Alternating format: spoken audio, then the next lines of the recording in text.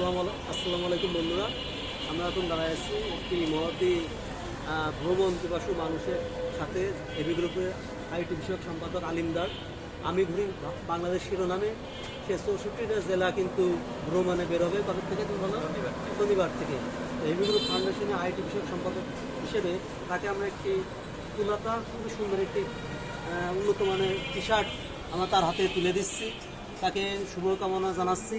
তার এই 64টা জেলা বাংলাদেশ যে ভ্রমণ সেটি যেন সফলভাবে সে নিজ জেলা ঝিনাইদহে ফিরে আসতে পারে। আপনারাও সবাই তার জন্য দোয়া করবেন এবং শুভকামনা জানাবেন।